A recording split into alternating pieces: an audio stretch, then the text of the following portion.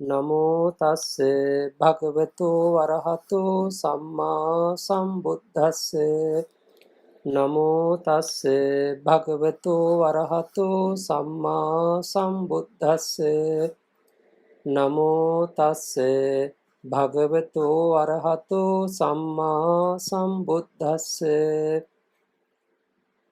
අච්චරා සංඝාත මත්තම් පිචේ භික්ඛවේ භික්ඛු පඨමඥානං භාවේති අයං උච්චති භික්ඛවේ භික්ඛු අරිත්තඥානෝ විහෙරති සත්තු ශාසනකරෝ ඕවාද පතිකරෝ අමෝඝං රට්ඨ පිණ්ඩං බුඤ්ජති කෝපන වාදෝ යේනං බහුලී කරොන්ති තී. ශ්‍රද්ධාවන්ත වාසනාවන්ත පින්වතුනි, තුන් ලෝකාග්‍ර වූ භාග්‍යවත් අරිහත් තථාගත ශාන්තිනායක සම්මා සම්බුදුරජාණන් වහන්සේ විසින් අංගුත්තර නිකායේ ඒකක නිපාතයෙහි අච්චරා සංඝාත වර්ගයට ඇතුළත් කරමින් දේශනා කොට වදාළ බොහෝ සූත්‍ර දේශනාවන් අතුරෙන් ප්‍රථම සූත්‍ර දේශනාවයි අද දවසේ මේ ධර්මානුශාසනාව සඳහා මාතෘකා කරගන්නට යෙදුනි. මාතෘකා පාඨයේ සරල අදහස වෙත හිත යොමු කරගත්තොත් අච්චරා සංඝාත මත්තම් පිචේ භික්ඛවේ භික්ඛු පඨමඥානං භාවේති. භික්ඛවේ මහණෙනි, චේ ඉඳින් භික්ඛු සසුන්ගත භික්ෂුව යෝගාවචරයා අච්චරා සංඝාතං අපි අසුරුසනක් ගහන ප්‍රමාණය කුදු නැත්නම් අසුරුසනක් ගහන වෙලාවක් පමණ පඨමඥානං භාවේති ප්‍රථම ධ්‍යාන කුසල්සිත පුරුදු කරයි වඩයි. අයං උච්චති භික්ඛවේ භික්ඛු අරිත්තඥානෝ විහෙරති. භික්ඛවේ මහණෙනි, අයම් භික්ඛු ඒ යෝගාවචර භික්ෂුව අරිත්තඥානෝ ධ්‍යානයන්ගෙන් නොසිස් ජීවිතයක් ඇතිව විහෙරති වාසය කරයි. ඒ ධ්‍යානයකින් නැත්නම් ධ්‍යානයන්ගෙන් හිස් නොවි නැත්නම් ධ්‍යානෙන් හිස් නොවි වාසය කරන නිසාම ඒ භික්ෂුන් වහන්සේගේ පැවැත්ම සත්තු ශාසන කරෝ ශාස්ත්‍රුන් වහන්සේගේ අවවාද අනුශාසනාව කෙරෙහි ඕවාද පතිකරෝ අවවාද පිළිපදින්න කෙනෙක් බවට පත් වෙනවා. අමෝඝං රට්ඨ පිණ්ඩං බුඤ්ජති. ඒ ධ්‍යාන භාවයක් ධ්‍යාන කුසාසිත පුරුදු කරගත්ත නිසාම ඒ භික්ෂුන් වහන්සේට නොසිස්ව රටවැසියා විසින් පූජා කරන මේ සිව්පසේ ආහාරය අනුභව කරන්න පුළුවන්කම ලැබෙනවා. එහෙමනම් බුදුරජාණන් වහන්සේ වදාරන්නේ යේනං බහුලී කරොන්ති කෝපනවාදෝ. යම් කිසි කෙනෙක් මේ ප්‍රථම ධ්‍යාන කුසල් සිත නැවත නැවත පුරුදු කරනවා නම් අර ආවජ්ජන සමාපජ්ජන අදිඨාන වුට්ඨාන පච්චවෙක්කන දක්වා වශී කර ගන්නවා නම් ඒ තුලින් ඒ යෝගාවචර භික්ෂුවටත් උපස්ථාන කරන දායකයටත් කෝපනවාදෝ ආනිසංස කියනුම කිම. එහෙම නැත්නම් ආනිසංස ගැන කවර කතාවක්ද කියන එක තමයි බුදුරජාණන් වහන්සේ මෙතනදී පෙන්වා වදාරන්නේ. එහෙමනම් මෙතනදී අපට වැදගත් ප්‍රධාන මාතෘකාව තමයි පඨමඥානං භාවේති. ප්‍රථම ධ්‍යානය භාවිතා කරයි. දැන් එතකොට මේ ඥාන කියන වචනය දිහා අපි හිත යොමු කරගත යුතුයි. දැන් සමහරක් අට කතාවල විස්තර කර දෙනවා ඥාන කියන පදයට නිරුක්තියක්. පච්චනීක ධම්මේ ජහපේතිති ඥානං. පච්චනීක ධර්මයන්, සතුරු ධර්මයන්, පංච නීවරණ ධර්මයන් දවන පුලුස්සන අර්ථයෙන් තමයි ධ්‍යානය කියලා කියන්නේ. එහෙමනම් මේ පංච නීවරණයන් විස්කම්බන වශයෙන් යටපත් වෙන අවස්ථාව තමයි අපි ධ්‍යානයක් කියලා කියන්නේ. ඒ නිසාම අට කතාවේ මේ ධ්‍යාන කියන වචනයට තවත් බොහොම ලස්සන අර්ථ විග්‍රහයක් කරනවා. ආරම්මන උපනිජ්ජායන ලක්කන සහ ලක්කන උපනිජ්ජායන ලක්කන කියලා. එහෙමත් ආරම්මන උපනිජ්ජායන ධ්‍යාන, ලක්කන උපනිජ්ජායන ධ්‍යාන කියලා. අරමුණක් නැවත නැවත පරිකරම කරමින් උපනිජ්ජායනය කරමින් ඒ අරමුණ දිහාම හිත වසී කර ගනිමින් පුරුදු කරගන්නා වූ සමාධිය තමයි ආරම්මන උපනිජ්ජායන සමාධිය. ඒ කියන්නේ සමත භාවනා අරමුණක් පරිකරම කරලා අපි ගත්තොත් පඨවි කසින, ආපෝ කසින, තේජෝ කසින, වායෝ කසින කියන මේ භූත කසින හතර, නීල කසින, පීත කසින, ලෝහිත කසින, ඕදාත කසින කියන මේ වර්ණ කසින හතර, ඒ වගේම ආලෝක කසින, ආකාශ කසින, ආනාපාන සති භාවනාව, මෛත්‍රී භාවනාව, කරුණා භාවනාව, මුදිතා භාවනාව, දස අසුභ භාවනාව වැනි කර්මස්ථාන තිබෙනවා. ධ්‍යානයක් උපදවා ගන්න පුළුවන් භාවනා කර්මස්ථාන තිබෙන දෙතිස් කුණ භාවනාව ආදී. මේ කියන භාවනා කර්මස්ථානයක් හොඳට පුරුදු කරගන්නවා. අරමුණක් නැවත නැවත පරිකරම කරගනිමින් දියුණු කරගන්නා වූ සමාධිය තමයි ආරම්මන උපනිජ්ජායන සමාධිය කියලා කියන්නේ. ලක්කන උපනිජ්ජායන කියලා කියන්නේ සම්මුති වශයෙන්, පඤ්ඤාති වශයෙන් අපි ගන්න, සත්පුද්ගල සංඥා වශයෙන් ගන්න මේ සෑම දෙයකදීම පරමාර්ථය මතු කරගනිමින් ඒ පඨවි ආපෝ තේජෝ වායෝ කියන මේ භූත රූප සහ උපාදාය රූප සමග මේ ලක්ෂණයන් මතු කරගනිමින් රූප අරූප ප්‍රකට කරගනිමින් ස්කන්ධ ප්‍රකට කරගනිමින් අනිත්‍ය දුක්ඛ අනාත්ම වශයෙන් වඩනවා නම් ඒ තුලින් ඇතිවන්නා වූ කණික සමාධිය තමයි ලක්කන උපනිජ්ජායන සමාධිය කියලා කියන්නේ. එහෙමනම් අපට වැදගත් වෙනවා මේ ධ්‍යානය කියන වචනේ තෝරා ගන්නකොට මේ ධ්‍යාන සමාධියක් වැඩෙන, රූපාවචර සමාධියක් වැඩෙන අරමුණක් පරිකරම කරමින් දියුණු කරගන්නා වූ සමාධියක් තමයි ප්‍රථම ධ්‍යානෙ. නැත්නම් ධ්‍යාන කියලා කියන්නේ. ඒ ධ්‍යාන අතර අපි කතා කරන්නේ ප්‍රථම ධ්‍යානය ගැන. එහෙනම් මේ ප්‍රථම ධ්‍යාන අවස්ථා දෙකක් තිබෙනවා. ධ්‍යාන සහ ධ්‍යාන සමාපatti කියලා. ඒ කියන්නේ සමාධිය සහ සමාපatti කියන අවස්ථාව. දැන් මෙතන කියනවා අසුරු සනක් ගහන වෙලාවක් නමුත් ප්‍රථම ධ්‍යාන කුසල්සිත කෙනෙක් වඩනවා නම් ඒ භික්ෂුන් වහන්සේ අරිත්තඥාන විහරණයෙන් යුක්ත වූ භික්ෂුවක් හැටියට හඳුන්වන්නේ. එතකොට මේ අසුරු සනක් ගහන වෙලාවක් කියනකොට එහෙමනම් මෙතනදී ඒ ප්‍රථම ධ්‍යාන සමාධි මාත්‍රේ පමණක් අපට උනත් ගන්න පුළුවන්. දැන් අපි දන්නවා ඔය ප්‍රථම ධ්‍යාන අපි කතා කරද්දී ඒ ධ්‍යාන පරිකරම සමාධිය, ඒ ධ්‍යාන උපචාර සමාධිය, ඒ ප්‍රථම ධ්‍යාන අර්පණා සමාධිය කියන අවස්ථා තුන අපි කෙටියෙන් නමුත් තෝරාගත යුතුයි. යම්කිසි භාවනා කමඨහනක් නැවත නැවත පරිකරම කරමින් ඒ තුල හොඳට හිත සමාධිගත වෙනවා නම් මුලින්ම හටගන්නේ පරිකරම සමාධිය. ඒ පරිකරම සමාධිය බලවත් වීමෙන් පටිභාග නිමිත්ත ආදී ප්‍රකට වීමෙන් තමයි උපචාර සමාධිය බලවත් වන්නේ. එතකොට මේ උපචාර සමාධිය කියලා කියන්නේ ඒ කාමාවචර කුසල්සිත. දැන් ප්‍රථම ධ්‍යාන කුසල්සිත සෝමනස්ස සහගත කුසල්සිතක් බැවින් ඒ ප්‍රථම ධ්‍යාන උපචාරයත් සෝමනස්ස සහගත ඥාන සංප්‍රයුක්ත අසංකාරික කුසල්සිතක් බවට පත් වෙන්න පුළුවන්. ඒ කියන්නේ සෝමනස්ස සහගත ඥාන සංප්‍රයුක්ත කුසල්සිත.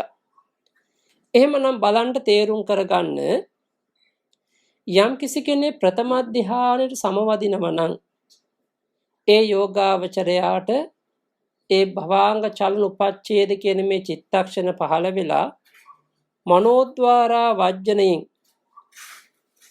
ආවර්ජන කෘත්‍ය කරමින් පරිකර්ම උපචාර අනුලෝම ගෝත්‍ර වූ ප්‍රථම ධ්‍යාන කියන මේ චිත උපදිනවා. ඒ පරිකර්ම අවස්ථාවක් උපදින චිත්ත වීතියේදී මන්ද ප්‍රාඥ යෝගාවචරයාට ඒ මන්ද ප්‍රාඥ කියලා කියන්නේ අර භාවිත වශයෙන් ඒ කාලයක් තිස්සේ භාවනා කරලා ඒ පුරුද්දක් අත්දැකීමක් නැති කෙනෙකුට මන්ද ප්‍රාඥ යෝගාවචරයාට තමයි පළමුවෙන්ම ඒ පරිකර්ම අවස්ථාවක් උපදින්නේ. ඒ පරිකර්ම චිත්තක්ෂණයෙන් පසුව උපචාර චිත්තක්ෂණය. උපචාර චිත්තක්ෂණයෙන් පසුව අනුලෝම චිත්තක්ෂණය. අනුලෝම කියලා කියන්නේ ඒ ප්‍රථම ධ්‍යානෙ ලබන්ට සුදුසු. ඒ ධ්‍යානයට අනුලෝම වෙච්ච. ඒ ධ්‍යානෙ පැත්තට හැරිච්ච සිත. ඊට පස්සේ පහළ වෙන ගෝත්‍ර භූ චිත්තක්ෂණය. ගෝත්‍ර භූ කියලා කියන්නේ කාමාවචර ගෝත්‍රය. එහෙමත් නැත්නම් කාමාවචර භූමිය ඉක්මවා ඊට වඩා උසස් භූමියකට පත් කරන්න යන අවස්ථාවක් නිසා ඒ කාමාවචර ගෝත්‍රය බිඳින අවස්ථාවත ගෝත්‍ර භූ සිත. එතකොට මේ පරිකර්ම උපචාර අනුලෝම ගෝත්‍ර භූ වශයෙන් පහළවන ඒ චිත්තක්ෂණ හතරම කාමාවචරයි. ඒ සියල්ලක්ම සෝමනස් සහගත ඥාන සංප්‍රයුක්තයි. ඊට පස්සේ උපදිනවා ප්‍රථම ධ්‍යාන නමින් ධ්‍යාන චිත්තක්ෂණේ. ඒ ධ්‍යාන චිත්තක්ෂණ අපි නමින් හඳුන්වන්නේ විතක්ක ਵਿਚාර පීති සුඛ ඒකාග්‍රතා සහිතම් පඨම ධ්‍යානං උපසම්පජ්ජ විහෙරති. විතක්ක සහිත විචාර සහිත ප්‍රීති සුඛ ඒකාග්‍රතා සහිත වූ ප්‍රථම ධ්‍යාන සමාධියට පැමිණ වාසය කරයි. ඒ ධ්‍යාන චිත්තක්ෂණ එක්වරක් ඉපදිලා නැවත සිත භවාංගගත වෙනවා. මෙන්න මේ වගේ එක් අවස්ථාවක් හෝ චිත්තක්ෂණයක් උපදිනවා නම් අපි කියන ධ්‍යානයක් උපදවා ගත්තා. අන්න ඒ යෝගාවචරය අරිත්ත ධ්‍යානයි.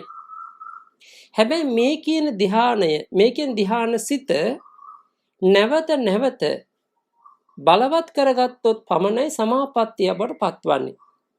ඒකයි අවසානයේ දේශනා කරන්නේ යේනම් බහුලී කරොන්ති. මේ උපදවාගත් ධ්‍යාන සිත නැවත නැවත කෙනෙක් බහුල වශයෙන් ප්‍රගුණ කරගන්නවා. ඒ කියන්නේ පංච වසී ගුණයෙන් වසී කරගන්නවා. ඒ වසී කරගත් අවස්ථාවේදී තමයි ඒ යෝගාවචරයාට ඕනෑම වෙලාවක ඕනෑම මොහොතක සමාධියට සමවදින්න පුළුවන් ශක්තිය ගුණය පිහිටන්නේ. ඒ නිසාම තමයි විසුද්ධි මාර්ගයේ වැනි අට කතාවල ඒ වගේම තමයි තව බොහෝ ග්‍රන්ථවල අපට මේ කියන අදිෂ්ඨාන තමයි පංචවිධ වසී කෘත්‍ය පැහැදිලි කර දෙනවා. යම් කිසි කෙනෙක් ඒ ප්‍රථම ධ්‍යානයට කැමති නම්, යම් තැනක කැමති නම්, යම් ස්වභාවයකට කැමති නම්, යම් ඉරියව්වක කැමති නම් ඒ ධ්‍යානාංගයන්ගෙන් කැමති තාක්කල් ආවර්ජනා කරමින් ඒ ආවර්ජනාවට සමර්ථ වීම තමයි, ඒ ආවර්ජනාවේ ලැසි නොවීම තමයි, කම්මැලි නොවීම තමයි, මන්දගාමී නොවීම තමයි ආවර්ජන වසිය කියලා කියන්නේ. කැමති යම් තැනක්, කැමති යම් ධ්‍යානයක්, ඊට ප්‍රථම ධ්‍යානෙට කැමති තාක්කල් සමවදින්න සමර්ථ වෙනවා නම් ඒ සමවැදීමේ දක්ෂතාවය තමයි සමාපජ්ජන වසිය කියලා කියන්නේ.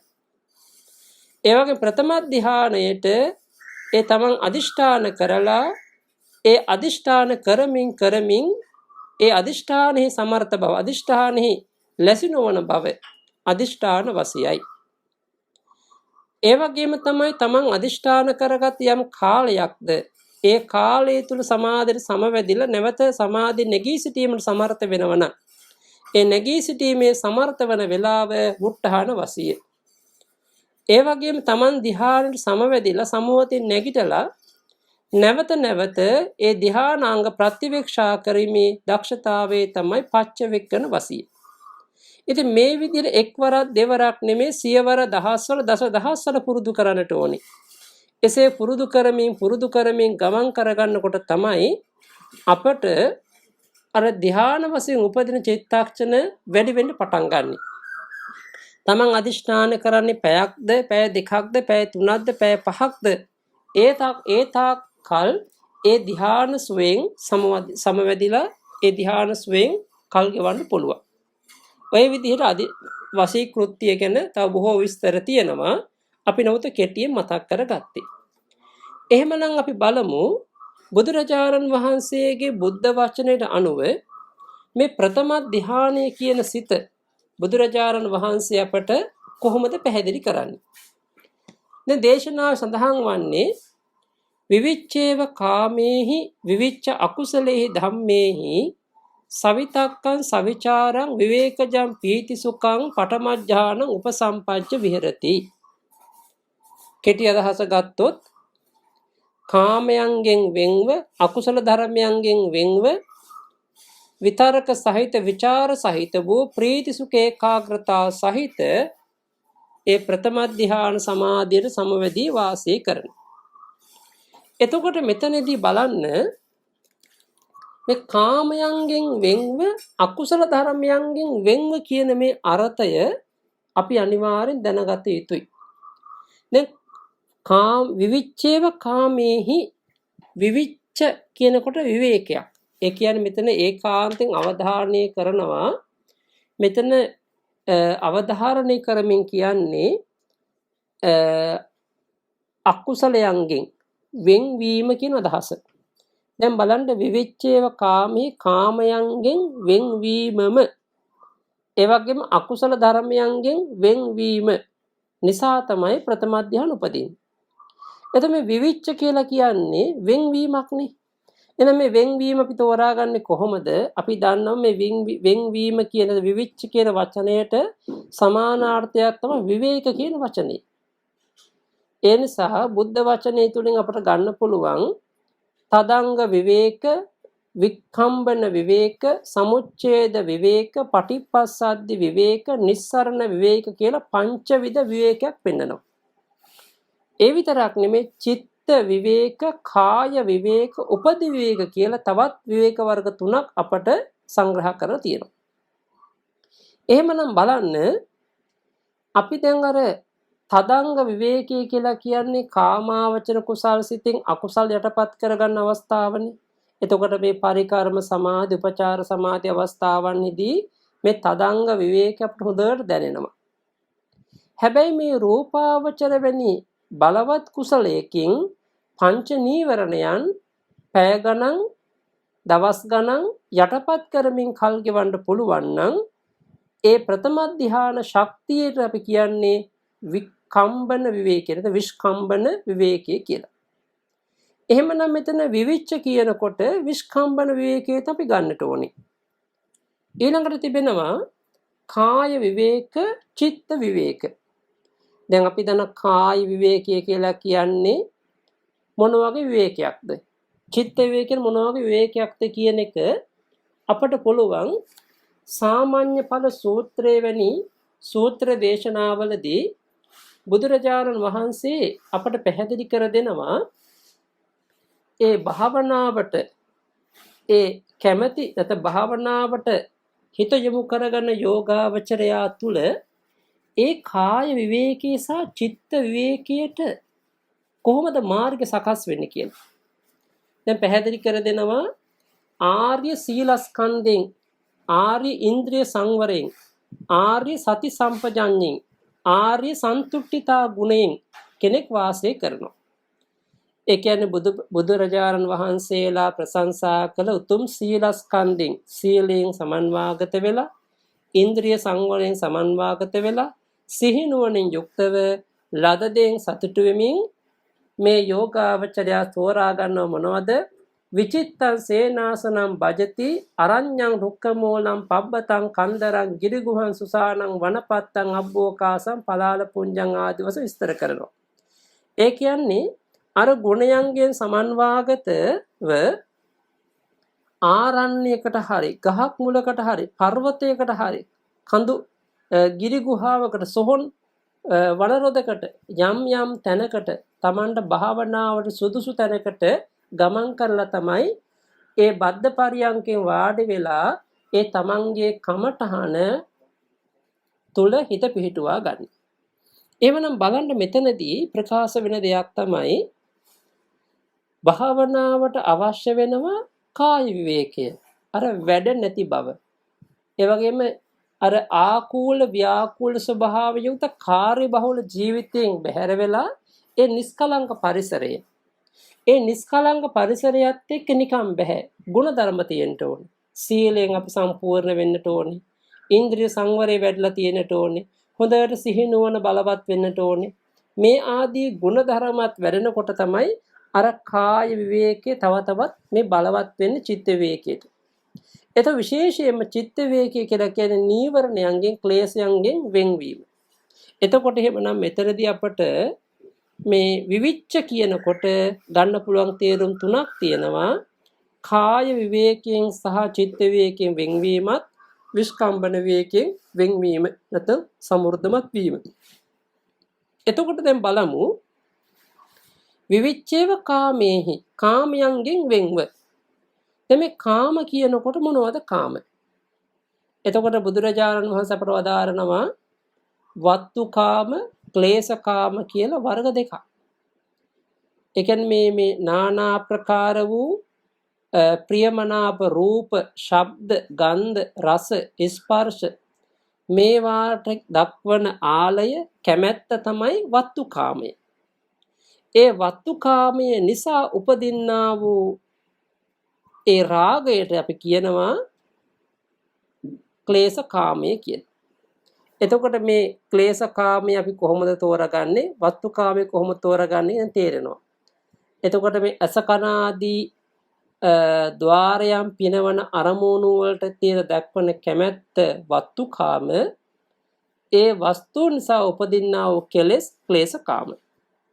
ඒ බව තවදුරටත් අපිට දේශනාවල දකින්න පුළුවන්. ඔය ඡන්ද කාමය, ඒ වගේම රාගය, ඒක ඡන්ද රාගය. ඊළ සංකප්ප රාගය ආදී වචන තියෙනවා. ඒ කියන්නේ මොකද්ද? යම් කිසි කෙනෙක් ලෝභ සිතින් බලවත් ප්‍රාර්ථනාව, බලවත් ආසාව, බලවත් කැමැත්තක් තියෙනවා යම් දෙයකට. අන්න යම් දේවල් වලට අපි කැමැති වෙනවනේ අපි ඡන්ද කාමය කියලා. ඒ ඡන්ද කාමයටම වඩා බලවත් වූ ලෝභය, ඒකේ ඇලීම තමයි ඡන්ද රාගය. අන්න යමකට අපි කැමැති වෙනවා ඡන්ද කාමය, ඒ කැමැති වෙන දෙයට බලවත්සේ ඇලීම, බලවත්සේ දක්වන ලෝභය තමයි ඡන්ද රාගය. ඒ වගේම තමයි নানা ප්‍රකාර අරමුණු, নানা ප්‍රකාර දේවල් අපි සිතන්ට, කල්පනා කරන්ට කැමැති වෙනවා. අන්න බලන්න ඒ සංකල්ප වශයෙන් ඇති කරගන්නා වූ රාගය සංකල්ප රාගය. එහෙනම් ඒ තමන්ගේ හිතේ ඇතිවන මේ එක සිතිවිලි වලට දක්වනා වූ බලවත් ඇලීම තමයි සංකප්ප රාග. ඉතින් ওই විදිහට අපිට තෝරගන්න පුළුවන් මේ වස්තුන්ට දක්වන කැමැත්ත, ඒ වගේම ඒ වස්තුන් නිසා උපදින්නා වූ කෙලෙස්. ඔය විදිහට වත්තුකාම, ක්ලේශකාම සියල්ලක්ම අපට මේ විවිච්ඡේව කාමයේ කියන එකෙන් තේරුම් ගන්න පුළුවන්. වස්තුකාමයන්ගෙන්, ක්ලේශකාමයන්ගෙන් වෙන්ව. හැබැයි තවදුරටත් මේක විශේෂ වස්තුකාමයන්ගේ වෙන්වීම කියලා ගත්තත් නිවැරදි. මොකද හේතුව අපට විවිච්ඡේව අකුසලෙහි ධම්මේ කියලා තියෙන පදයක් තියෙන නිසා. ඒක නිසා විවිච්ඡේව කාමයේ කියනකොට වත්තුකාමයන්ගෙන් වෙන්ව, එතකොට එතනදී අපට කාය විවේකී කියවෙනවා. මොකද අපි කාය විවේකයට යනකොට තමයි අපේ ඉන්ද්‍රිය සංවරය තුලින්, ඒ වගේම තමන් ඒ ශික්ෂාපද ආරක්ෂා කිරීම තුලින් තමයි මේ වස්තුකාමයන්ගෙන් හිත වෙන් වෙන්නේ. ඊට පස්සේ විවිච්ඡ අකුසලෙහි ධම්මේහි, අකුසල ධර්මයන්ගෙන් වෙන්ව කියනකොට ක්ලේශකාමයන් බැඳිච්ච සියලුම අකුසලයන්ගෙන් වෙන් වෙනවා. අන්න එතන චිත්ත විවේකී කියවෙනවා. එතකොට දැන් බලන්න භාවනාවට අපට කාය විවේකී අවශ්‍යයි, චිත්ත විවේකී අවශ්‍යයි. එහෙනම් කාය විවේකයේ තුලින් වස්තුකාමයේ යටපත් වෙනවා, චිත්ත විවේකයේ තුලින් ක්ලේශකාමය යටපත් වෙනවා. එනම් මේ වත්තුකාම, ක්ලේශකාම සියල්ලක්ම යටපත් වීමෙන් අන්න ඒ යෝගියාට සුදුස්සෙක් බවට පත් වෙනවා මේ ධ්‍යාන සිත උපදවන්න. එතකොට එහෙමනම් අපි හැම වෙලේම තේරුම් ගන්නට ඕනේ. දැන් අපි ඉගෙනගෙන තියෙනවා නොයෙක් කෙලෙස් බෙදෙන ණය ක්‍රම.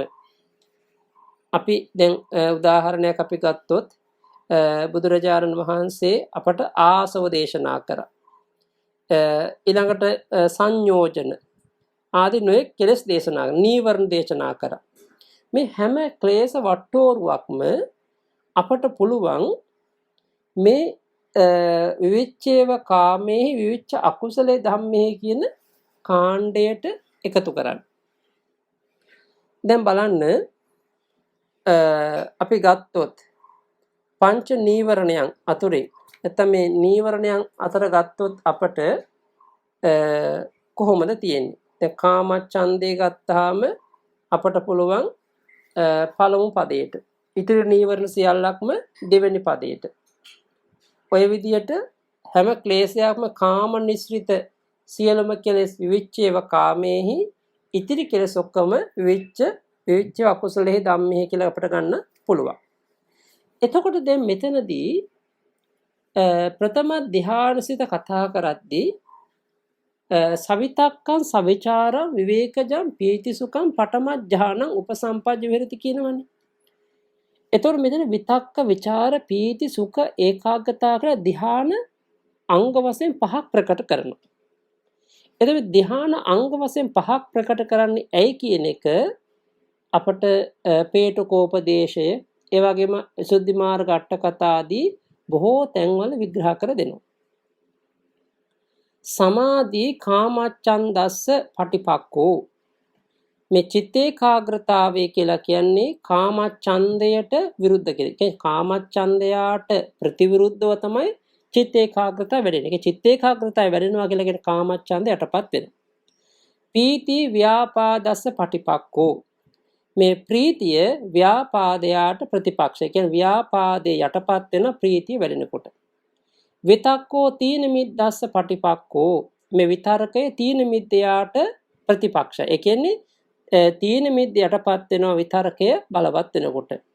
සුඛං උද්ධච්ච කුක්කුච්චස්ස පටිපක්කෝ සුඛය උද්ධච්ච කුක්කුච්චයට ප්‍රතිපක්ෂයි. ඒ කියන්නේ උද්ධච්ච කුක්කුච්ච යටපත් වෙනවා සුඛය වැඩෙනකොට.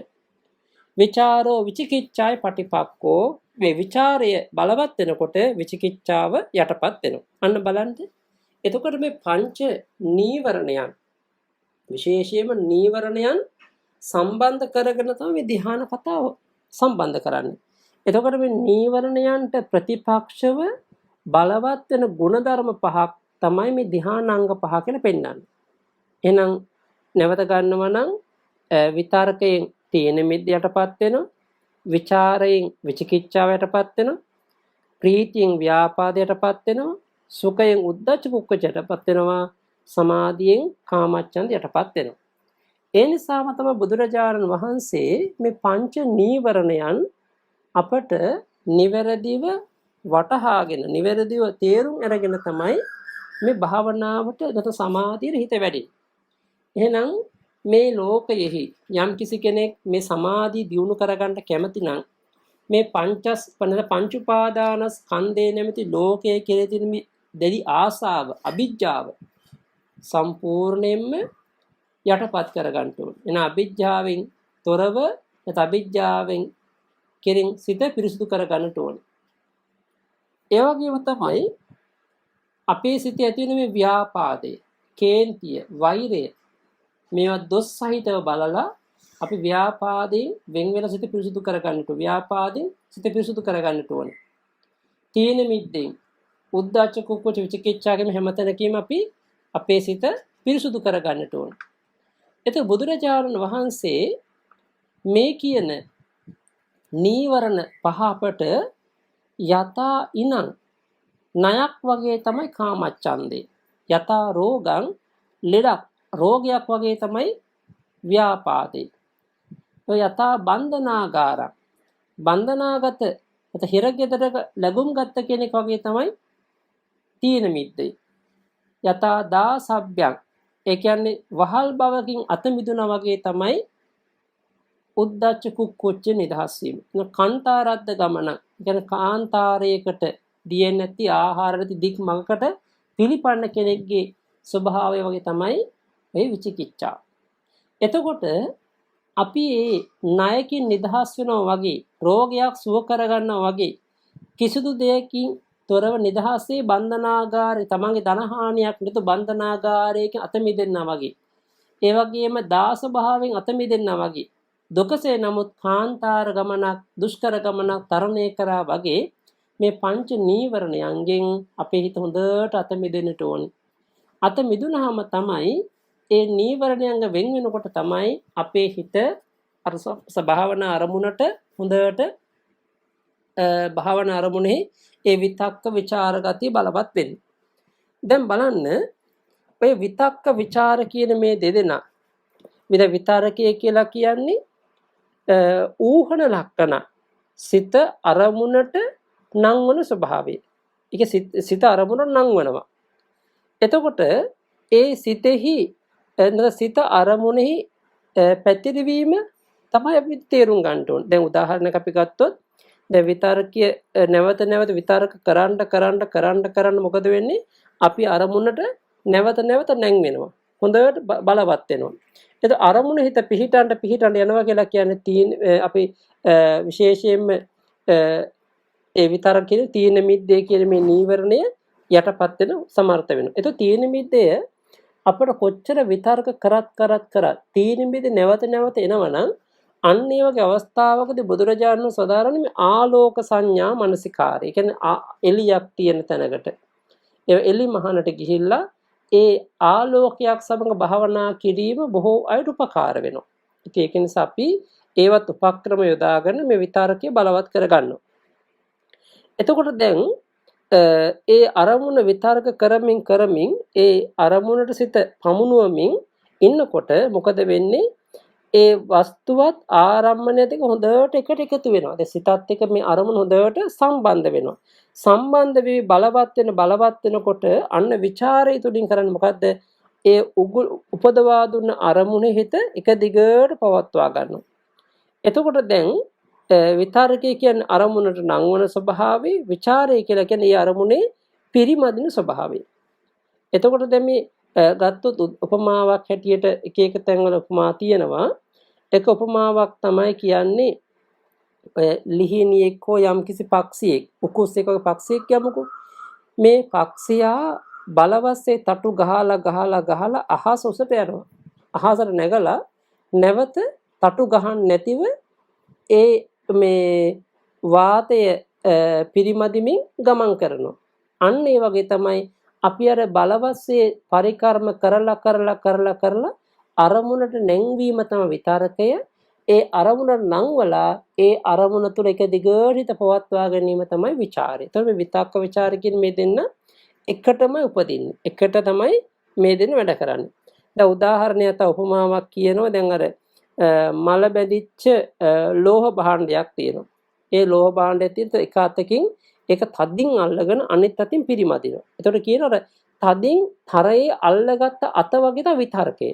අර පිරිමදින ਵਿਚාරය අනිත් අත වගේ. ඒ වගේ තමයි දැන් කුම්භකාරී තමන් සකපෝරුවට ඒ අවශ්‍ය මැටි ටික දානවා. මැටි ටික දාලා දැමීම අර විතරකේ. නැවත ඒ පිරිමදිම සකස් කියන ਵਿਚාර. ඔය විදිහට මේ විතක්ක ਵਿਚාර දෙන්න අතර ලොකු සම්බන්ධයක් තියෙනවා. ඒක නිසා අපි කියන එක ඉමිනාච විතක්කේන ඉමිනාච ਵਿਚාරේන උපේතෝ හෝති සමුපේතෝ. මේ කියන විතරකෙන් ਵਿਚාරයෙන් උපේත වූයේ සමුපේත වූයේ කියන්නේ එකට එකතු වුණේ එකට එකතු වීම නිසා තමයි මේ ප්‍රථම ධ්‍යාන උපදින්නේ. එහෙම සවිතක්කං සවිචාරං කිව්ව ඒකයි. විවේකජං අන්න විවේකයෙන් උපන් විවේකයෙන් හටගත්. එහෙනම් මෙතන කියන්නේ අර පංච නීවරණ යටපත් වීමෙන් ඇතිවෙන්නා වූ විවේකයෙන්. අපි දැන් කරගත්ත විවේක මොනවද කියලා. ඒතර මෙතනදී අපි කතා කරන්න ඕනේ අර කාය විවේකයේ මුලින් අපි කතා කරානේ. එහෙනම් මෙතන චිත්ත විවේකයේ නිසා තමයි. ඒ කාය විවේකයත් එක්ක චිත්ත විවේකයත් එක්ක තමයි මේ විවේකයෙන් හටගත්තා වූ විවේකයෙන් උපන්නා වූ සමාධි විවේකජ විවේකයෙන් හටගත් විවේකයෙන් උපන්. එතන ප්‍රීති සුඛං ප්‍රීතිය සහ සැප ඇතිව. දැන් මෙතන ප්‍රීතිය කියලා කියන්නේ මොකද? කාය චිත්ත දෙදෙනා පිනවීම. දැන් මේ කාය චිත්ත කියනකොට දැන් පිනායති පීති කියනවනේ. ඒත කාය චිත්ත දෙක පිනවන ස්වභාවය, පිනවන ලක්ෂණය. එතකොට මේ කාය චිත්ත කියනකොට අපි ගන්න ඕනේ සිත කියද්දි සිත, කාය කියද්දි වේදනා සංඥා සංකාර. සතර නාමස්කන්ධනේ. මේ සතර නාමස්කන්ධයන්ගේ පිනවීමේ ස්වභාවය තමයි අපි කියන්නේ ප්‍රීති කියලා. එතකොට මේ ප්‍රීතියේ අවස්ථා පහක් අපට අට කතාවේ පෙන්වනවා. කුද්ධිකා ප්‍රීති, කනිකා ප්‍රීති, ඔක්කාන්තික ප්‍රීති, උබ්බේග ප්‍රීති, පරණ ප්‍රීති කියලා. ආකාර පහකට බෙදෙනවා. දැන් කුද්ධික ප්‍රීතිය කියලා කියන්නේ කුඩා ප්‍රීතියක්. කුඩා ප්‍රීතිය කියලා කියන්නේ ශාරීරිය ලොමු ඩහ ගන්නා වූ ප්‍රීති මාත්‍රේ. සමහරක් අපි දැන් හොඳ සතුටක් වෙන එකපාරට ශරීර ලොමු ඩහ ගැනීමක් ඇති වෙනවා. සමහරක් අපිට ඈතින් බුදු ගුණයක් ඇහෙනකොට එකපාරටම ලොමු ඩහ ගැනීමක් ඇති වෙනවා. අන්න ඒ ප්‍රකෘතිමත් ස්වභාවයක් ඇති වෙන කුඩා ප්‍රීතිය කුද්ධික ප්‍රීතිය කියලා. ඊළඟ කණික ප්‍රීතිය කියලා කියන්නේ ෂණ ප්‍රීතිය, ෂණයක්. ෂණ වශයෙන් අර හරියට දැන් අර විදුලියක් කොටනකොට එකපාරට දෙන ගැසීමක් වගේ දෙයක් තියෙනවා. අන්න ඒ වගේ එකපාරට ෂණිකව ඇති වෙන ප්‍රීතිය අපි කියන කණික ප්‍රීතිය කියලා. ඔක්කාන්තික ප්‍රීතිය කියලා කියන්නේ හරියට ගත්තොත් ඔක්කන්ද කෙලවන ඔක්කන්ද කෙලි කියන සමානයි. කියන්නේ ඔක්කන්ද කියන්නේ මුහුදු රැල්ල අර නැගි නැගිනවා වගේ අපට මේ මුහුදු වෙරළ පැතිරෙන වගේ පැතිරි නැගි එන ප්‍රීතිය. ශරීරය පිනවමින් එන ප්‍රීතියට අපි කියන්නේ ඔක්කාන්තික ප්‍රීතිය. උබ්බේග ප්‍රීතිය කියලා කියන්නේ ඊටමත් බලවත් ප්‍රීතියක්. අපේ මේ රූපකය සැහැල්ලු කරලා අහසින් පවා රැගෙන යන පුළුවන් ප්‍රීතියක්. ඉතින් ওই විදිහට උබ්බේග ප්‍රීතිය. ඊළඟ පරණ ප්‍රීතිය කියලා කියන්නේ මුළු ශරීරයේ පුරාම අතරක් නැර පැතිරී ගිය ප්‍රීතිය. මෙන්න මේකට අපි කියන්නේ පරණ ප්‍රීතිය. ඔය කියන පංචවිධ ප්‍රීතිය හොඳට අපි මුහු කරා ගියොත් මුහු කරා යනකොට තමයි අපිට මේ බලවත් මේ සමාධිය ඇති වෙන්නේ. දැන් උදාහරණයක් අපි ගත්තොත් එහෙම දැන් ප්‍රථම ධ්‍යානයට කෙනෙක්පත් වෙනකොට ඒ ප්‍රථම ධ්‍යානයට සමීප වෙනවා කියලා කියන්නේ අනිවාර්යෙන්ම ඒ ප්‍රථම ධ්‍යානයේ තුලට හිතපත් වෙන්නේ ඇයි මේ පංච නීවරණයන් අර යටපත් වෙන්න තමයි අර ප්‍රීතිය සුඛය බලවත් වෙන්නේ. ඒ නිසා තමයි සාමාන්‍ය ඵල සූත්‍රෙත් වදාරන්නේ මේ පංච නීවරණේ පහීනේ අත්තන සමනුපස්සතෝ පාමෝජ්ජං ජායති. පමුදිතස්ස පීති ජායති. පීති මනස කායෝ පස්සම්භති. පස්සද්ද කාය සුඛං වේදේති. සුඛිනෝ චිත්තං සමාධියති. අර පංච නීවරණයන් තමන් කෙරෙන් ඉවත් වෙලා පහ වෙලා ඈත් වෙලා යනකොට අන්න තමන්ට සතුට ඇති වෙනවා. ඔය කියන පස්වර ප්‍රීතිය මතු වෙනවා. ඔය සතුටත් එක්ක මොකද වෙන්නේ කියන්නේ මුලින් එන සතුටට ප්‍රමෝදයත් එක්ක අන්න ඒක බලවත් වීම බලවත් වූ මේ ඔද වැඩි ගිය පස්සන ප්‍රීතිය මතු වෙනවා. ප්‍රීති මාස කායෝ පස්සම්බති. මේ ප්‍රීති ප්‍රවාහයත් එක්ක මුහුකුරාගේ ප්‍රීතියත් එක්ක කාය පස්සද්ද චිත්ත පස්සද්ද කියන පස්සද්දි ගුණය හොඳට මේ පුදුමාකාරව පැතිරෙන්න පටන් ගන්නවා. මේ පස්සද්දියත් මොකද වෙන්නේ? සුඛං වේදේති. අන්න පස්සද්ද කාය සුඛං වේදේති. මේ සැහැල්ලු වූ පස්සද්දියත් එක්ක කායික චේතසික මානසික කියන මේ සැපය ලබන්න පටන් ගන්නවා. ඒ වගේම තමයි සුඛිනෝ චිත්තං සමාධියති. ඒ සුඛය පාදක කරගෙන තමයි මේ සැපය ලබන්නේ. ඒ චිත්ත සමාධිය උපදවා ගන්න. එතකොට දැන් අපි මෙතනදී වටහා ගත යුතු කාරණාව කෙනෙකුට පංච නීවරණයන්ගෙන් හිත යටපත් වෙන තරුණ ප්‍රීතියත් එක්ක බලවත් වූ ප්‍රීතියත් එක්ක පස්සද්ධියත් එක්ක සැපයත් එක්ක උන්න ඇති වෙනවා චිත්ත ඒකාග්‍රතාවය. දැන් අපි කතා කරේ ප්‍රීතියනේ. දැන් සුඛය කියන්නේ මොකද්ද? සැපය කියලා කියවනේ. දැන් මොන වගේ සැපයක්ද කියන එක අපි බලන්නට ඕනේ. සුට්ටුවා කාදති කනති කාය චිත්ත බාදන්ති සුඛ. ඒ කියන්නේ යම් ධර්මයක් නිසා, ඒක යම් කිසි සමාධියක් ගුණයක් නිසා කාය චිත්ත බාධාවන් එනවනම් කාය චිත්ත බාධාවන් මනාව මකා දමන්ට, කා දමන්ට, සාරා දමන්ට, ඉවත් කර දමන්ට සමර්ථ නිසා තමයි සුඛය කියලා කියන්නේ. සැපයෙන් කරන්නේ මේ අර අපේ කයේ හිතේ තියෙන ගිලංකම හිතේට තියෙන මේ සිතට බාධා කරන දේවල් සියල්ල කාලා ඉවත් කරන සාරලා ගලවලා ඉවත් කරන අන්න එක සැපේ. සැපේ ස්වභාවය. එතකොට මේ සැප ඉතාමත්ම මధుරයි මිහිරි. ඒ විතරක් නෙමෙයි එකට උපදින සියලුම ධර්මයන් ඒ ධර්මයද වඩවන ස්වභාවයක්. ඒක දියුණු කරන ස්වභාවයක් තියෙන. අන්න ඒක නිසා අර ප්‍රථම ධානයේ තුලදී ප්‍රීතියත් සුඛයත් කියන මේ දෙකෙන් සමන්වාගතක ප්‍රථම ධානය උපදින. එතකොට එහෙමනම් පඨම ධාන උපසම්පජ්ජ විහෙරති. අන්න ප්‍රථම ධානයට පැමිණ වාසය කරනවා. එහෙනම් දැන් ප්‍රථම ධානයට පැමිණ වාසය කරනවා කියලා කියන්නේ එතකොට අන්න ප්‍රථම ධානය ලබා ගත්තා. ප්‍රථම ධානයට පැමිණියා. ප්‍රථම ධාන මනාව පැමිණියා. නුවණින් දැක්කා. නුවණින් සාක්ෂාත් කරගත්තා. නුවණින් උපදවා ගත්තා කියන මේ අවබෝධයට කෙනෙක්පත් වෙනවා. එහෙමනම් අපි මේ කියන ප්‍රථම ධානය බුදුරජාණන් වහන්සේ අපට තවත් තැන්වලදී පැහැදිලි කරනවානේ පංචාංග පහීන පංචාංග සමන්නාගත කියලා. ඒ කියන්නේ අංග පහක් ප්‍රහීන වෙනකොට අංග පහක් අපට ලැබෙනවා. ඒ කියන්නේ කාමච්ඡන්ද ව්‍යාපාද තීන මිද්ද උද්ධච්ච කුක්කුච්ච විචිකිච්ඡා කියන මේ නීවරණයන් ප්‍රහීන වෙනකොට විතක්ක ਵਿਚාර ප්‍රීති සුඛ ඒකාග්‍රතාව සහිත මේ ප්‍රථම ධානය අපට ලැබෙනවා. එතකොට එහෙමනම් අපි මේ කියන නීවරණයන් යටපත් වීමෙන් ඒ ධානයක් ලැබෙනවා කියන එක තමයි මේ කියන්නේ. එතකොට තව දුරටත් මේ ධ්‍යාන කියන අවස්ථාව අපි ඊ타ත්ම ගැඹුරින් නමුත් තේරුම් කරගත යුතුයි. තවත් බොහෝ පටිසම්භිදා මග්ගපාළි වැනි ග්‍රන්ථවල පවා විස්තර කර තියෙනවා. මේ කියන්නේ දැන් කොහොමද මේ ධ්‍යානයක් ලබා ගත්තාම කොහොමද ඒ ධ්‍යාන සිතේ අපට ඇති වෙන ගුණධර්ම මොනවද කියලා. දැන් උදාහරණයක් අපි ගත්තොත් එකදෙන කියනවා පඨමස්ස ධානස්ස පටිපදා විසුද්ධි ආදී. ප්‍රථම ධානයට මුල් වෙන්නේ කල්යාණ වූ ප්‍රතිපදා විසුද්ධියයි. ඒ වගේම උපේක්ඛානු බ්‍රෝහණ මජ්ජේ. කියන්නේ උපේක්ෂානු බ්‍රෝහණේ තමයි උපේක්ෂා වැඩිම තමයි මධ්‍යම ලක්ෂණ මධ්‍යම කල්යාණේ. සම්පහන්සනා පරියෝසාන සතුටු වීම තමයි පරියෝසානේ අවසානය කියලා කියන්නේ. එතකොට මෙතනදී කියනවා ප්‍රතිපදා විසුද්ධිය. ඒක ප්‍රතිපදා විසුද්ධිය තමයි ධානයක මුල වෙන්නේ. දැන් ප්‍රතිපදා විසුද්ධිය කියන්නේ මොකද්ද? ධානයක් පිළිබඳව යම්කිසි උපද්‍රවයන්ගෙන් සිත සුද්ධ වෙනවනේ. දැන් ධානයකට බාධා කරන නීවරණ වෙන උපද්‍රවයන්ගෙන් අපි හිත පිරිසුදු කරගන්නවා. අන්න බලන්න ධානයකට තියෙන මුල් අවස්ථාව.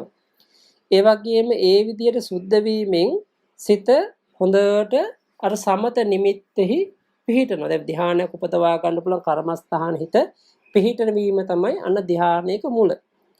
ඒ වගේම තමයි ඒ සිත මනාව පිහිටුවා ගනිමින් ඒ තුලම සිත නැවත නැවත වැඩි වේලාවක් පවත්වා ගැනීමෙන් භාවිත බහුලීකృత කිරීමෙන් තමයි අපට ධානයක් ලැබෙන්නේ. අන්න ප්‍රථම ධානයක් ලබන්න නම් ඒ ධානයේ මුල් අවස්ථාව අපේ ළඟ තියෙන්නට ඕනේ. අපි ඒ ධානයක් ලබන්න සුදුසු විදිහට බාධාවන උපද්‍රවයන්ගෙන් අපි පිරිසුදු කරගන්නට ඕන. අර මුලින් කිව්වා වගේ සීලයෙන්, ඉන්ද්‍රිය සංවරයෙන්, සති සම්පජඤ්ඤ වැනි ගුණයන්ගෙන් දියුණු වෙලා නීවරණ යටපත් කර ගැනීම, ඒ වගේ සමත අරමුණ හිත පිහිටුවා ගැනීම, නැවත නැවත එය ප්‍රගුණ කර ගැනීම.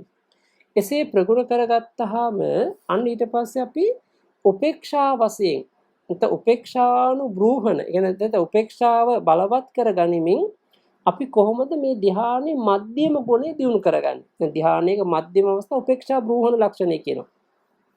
ඒ කියන්නේ ප්‍රතිපදා බලයෙන් සිතක් පිරිසුදු වුණාට පස්සේ නැවත පිරිසුදු නොකොට නැත්නම් විශෝධනීය ව්‍යාපාර නොකොට උපේක්ෂාව වෙනවා. කියන්නේ දෙකෙන් සාමාන්‍ය අපි ගත්තොත් දැන් ප්‍රථම ඒ අවශ්‍ය කියන ගුණය පිරිසුදු කරගෙන ඉස්සරහට ආවට පස්සේ හිත හොඳට මධ්‍යස්ථ කරගන්න. දැන් මම ඒ ගුණෙන් පිරිසුදු වෙලා නේද ඉන්නේ.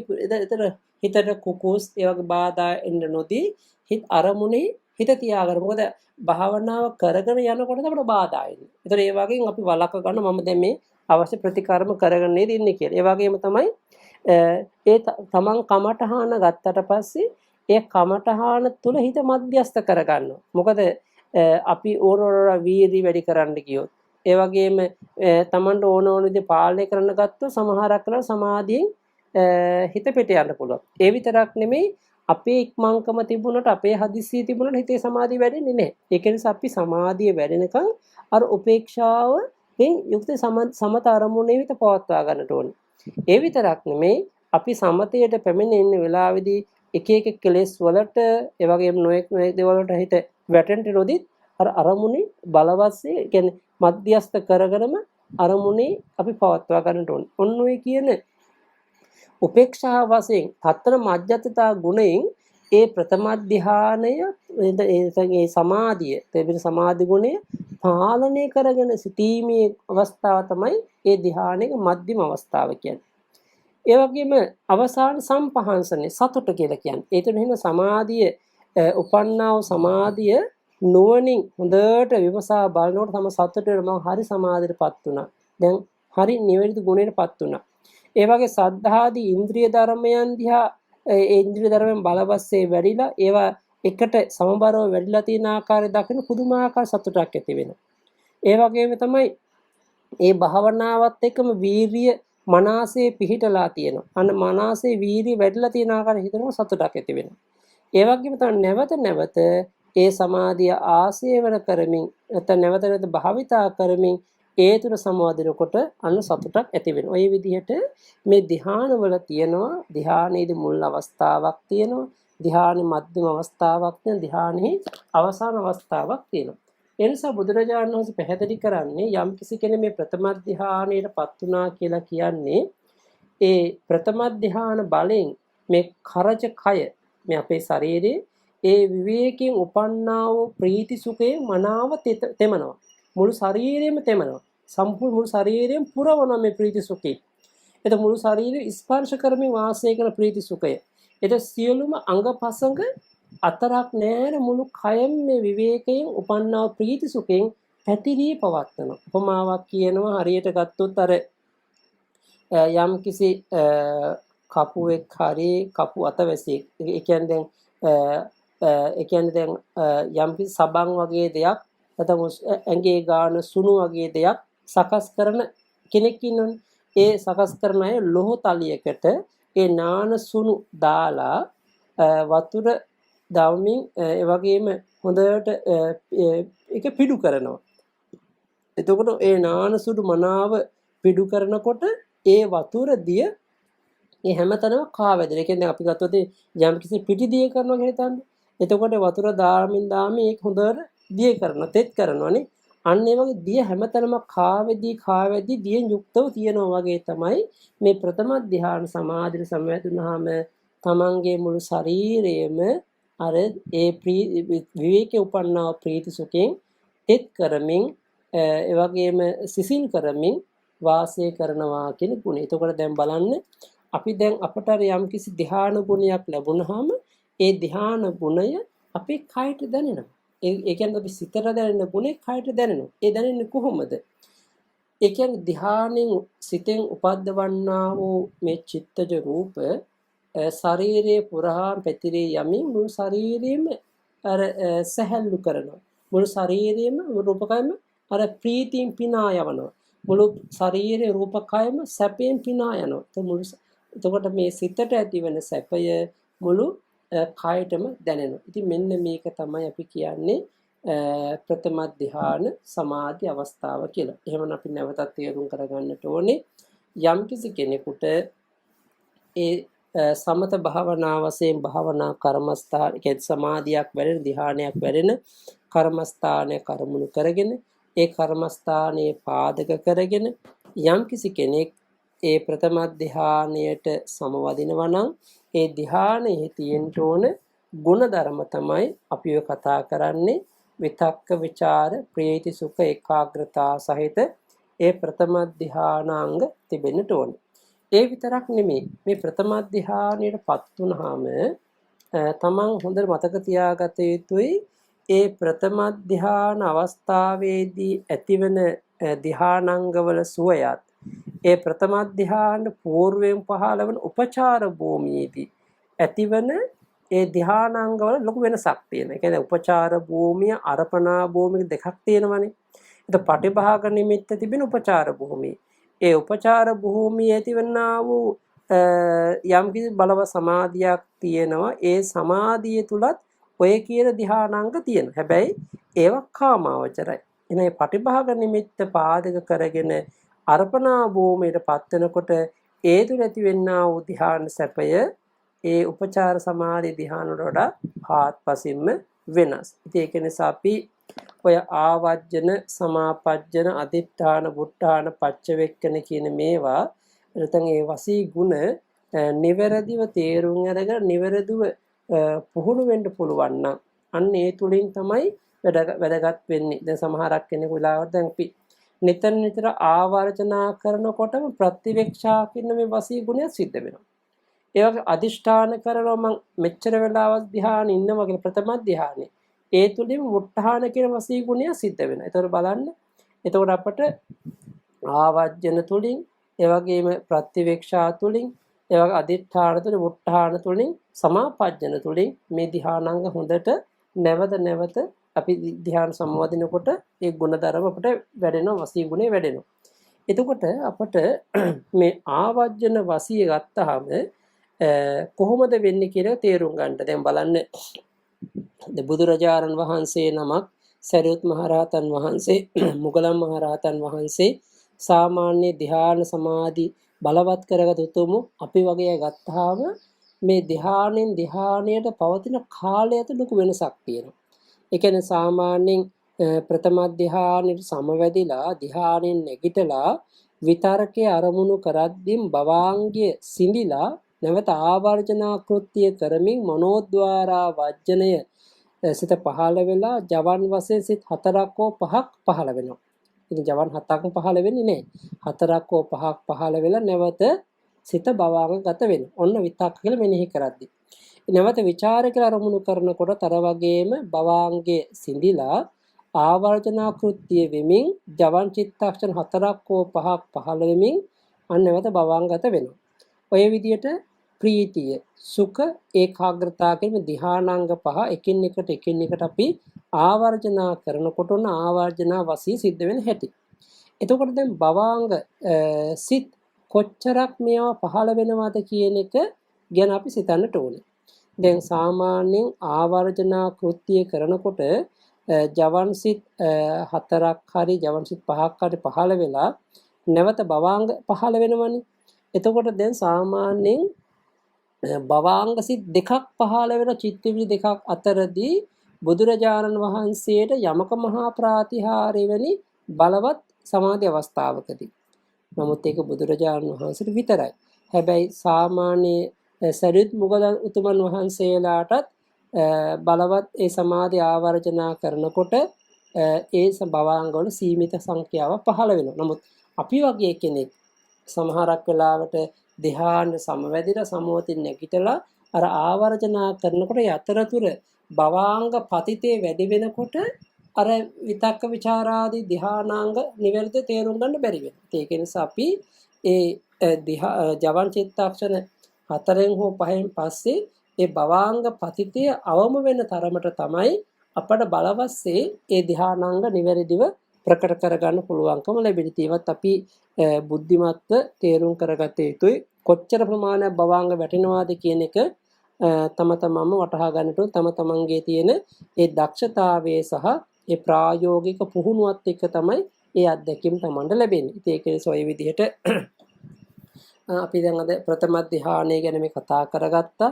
එහෙමනම් බුදුරජාණන් වහන්සේ පැහැදිලි කරන්නේ යම් කිසි භික්ෂුවකට අසුරු සනක් ගන්න වෙලාවක් හෝ මේ ප්‍රථම ධ්‍යාන සමාධි සුවයක් තියෙනවා නම් ඒ භික්ෂුව සිව්පසේ ලබන්න නායකාරයක් නොවේ සිව්පසේ පරිභෝග කරන සුදුස්සෙක් වෙනවා. හැබැයි ඒ කියන ධ්‍යාන සුවය අසුරු සනක් ගන්න මොහොතෙන් ලබන සුවය වැඩි වෙලාවක් බහුල වශයෙන් බහුලීකృత වශයෙන් නැවත පුහුණු වෙන්න පුළුවන් නම් වසී කරගන්න පුළුවන් නම් බලවත් කරගන්න පුළුවන් නම් ඒ තුලින් ඇතිවන්නා වූ සමාධිය තුලින් සමාධිය නිසා මොනතරම් ආනිසංස ලැබෙනවාද කියන එක තමයි අපි තේරුම් කරගන්නට ඕනේ. එහෙමනම් අපි අද දවසේදී මේ ප්‍රථම ධ්‍යානය පාදක කරගෙන කෙටි ධර්මානුශාසනාවට සාවධාන වුණා. ඉතින් අපි ඊළඟ දවසේදී ဒုတိ ය ධ්‍යාන ආදී මේ ධ්‍යානත් විස්තර කර දෙන්න බලාපොරොත්තු වෙනවා. එහෙමනම් බුදුරජාණන් වහන්සේ අපට දේශනා කොට වදාළ මේ උත්තරීතර නිවැරදි ධර්මය අපට දේශනා කරන්නට ඒ වගේ මාර්ගය පහදා ගන්නට අවස්ථාව ලැබුණේ බුදුරජාණන් වහන්සේගේ ධර්මයේ නිර්මලව මේ අෂ්ටාරි පුද්ගල මහා සංඝරත්නය පවත්වාගෙන ආපු නිසයි ආචාර්ය උපාධ්‍යයන් වහන්සේලා නිසයි ගුරුතුමන් වහන්සේලා නිසයි. එහෙමනම් මේ තුලින් ජනිත කරගත් උතුම් කුසල ශක්තිය ආචාර්ය උපාධ්‍යාය ගුරුතුමන් වහන්සේලාට ගුරු පූජාවක් වේවා. ඒ වගේම සිව්පසෙන් අපෝපස්ථාන කර සීලම දායක කාර්යක පින්වත් සෑම දිනාට නිදුක් නිරෝගී සුව දීර්ඝායුෂ ලබන ආශිර්වාද වේවා. මේ ධර්මයේ ශ්‍රවණය කරගන්න පින්වත් ශ්‍රාවක ශ්‍රාවිකාවන් සෑම දිනාගේ ධර්මඥාන භාවනා ඥාන ප්‍රතිපත්ති ඥාන මුදුන්පත් වේවා. තම තමන් දැහැදෝ වැඩූ දෙමව්පියන්ට සුජීවතර දෙමව්පියන් නිදුක් නිරෝගී සුව දීර්ඝායුෂ ලබන්නට, ඒ වගේ නමින් අභව ප්‍රාප්ත මව්පියාදී ඥාතීන්ට නිවන් සුව අවබෝධ වෙන්නටත්, දෙවියන් සහ සදේවක ලෝකයාටත් අපටත් මේ සාංසාරික දුක් ගෙවන් කරගෙන පැතූ බෝධි වලින් අනන්ත බුදු පසේ බුදු මහරහතන් වහන්සේලා අවබෝධ කොට වදාළ පරම චතුරාර්ය සත්‍ය අවබෝධයෙන් නිවන් දකින්ට ලැබේවා කියන මේ ප්‍රාර්ථනාව සිතේ දරාගෙන අපි දැන් පින් අනුමෝදන් කරමු. ආකාසට්ඨා ච බුම්මට්ඨා දේවා නාග මහිද්దికා පුඤ්ඤන්තං අනුමෝදිත्वा චිරන් රක්ඛන්තු සම්බුද්ධ ශාසනං. ආකාසට්ඨා ච බුම්මට්ඨා දේවා නාග මහිද්దికා පුඤ්ඤන්තං අනුමෝදිත्वा චිරන් රක්ඛන්තු සම්බුද්ධ දේශනං. ආකාසට්ඨා ච බුම්මට්ඨා දේවා නාග මහිද්దికා පුඤ්ඤන්තං අනුමෝදිත्वा චිරන් රක්ඛන්තු මං පරන්ති. ධර්ම ශ්‍රවණානිසංස බලයෙන් සියලු දෙනාට ලොවේ ලෝතුරා සුව සැලසේවා. සාදු සාදු සාදු.